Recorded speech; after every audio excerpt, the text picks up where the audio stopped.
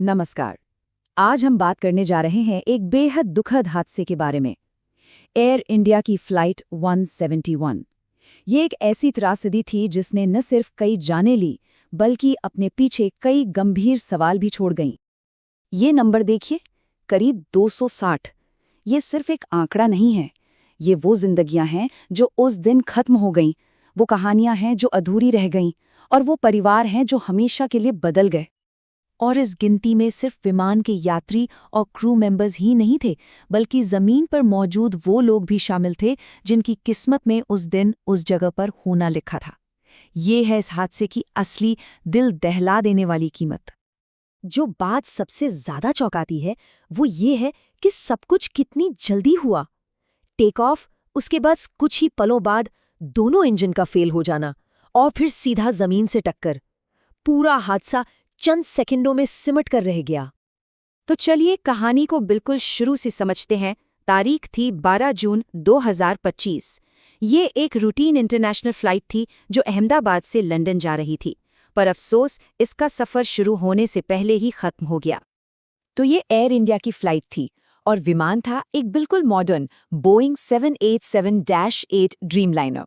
इसमें 230 यात्री और 12 क्रू मेंबर सवार थे, यानी कुल 242 लोग। और ये विमान गिरा कहाँ? एयरपोर्ट की बाउंड्री से सटे एक रिहायशी इलाके में, अहमदाबाद के बीजे मेडिकल कॉलेज के एक हॉस्टल ब्लॉक पर, यानी एक बहुत ही घनी आबादी वाली जगह पर। अब आते हैं सबसे बड़े सवाल पर, आखिर ये हुआ कैसे? शुरुआती जांच का इशारा एक बहुत ही छोटे से पुर्जे की तरफ है। एक स्विच जिसके सिर्फ एक छोटे से मूवमेंट ने विमान की सारी ताकत छीन ली। इन्हें कहते हैं फ्यूल कंट्रोल स्विच। अगर आसान भाषा में समझे तो ये इंजन के लिए एक तरह से ऑन और ऑफ बटन का काम करते हैं।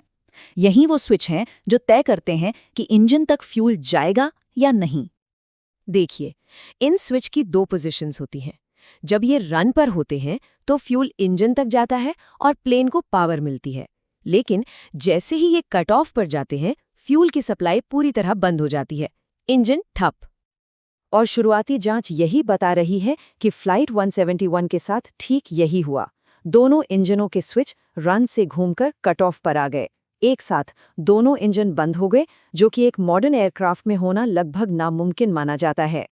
तो सबसे बड़ा और अहम सवाल यही है, उड़ान के सबसे नाजुक मौके पर, यानी टेक ऑफ के फौरन बाद, इन स्विच में ऐसी हरकत हुई कैसे? जांचकर्ताओं के सामने अब यही पहेली है।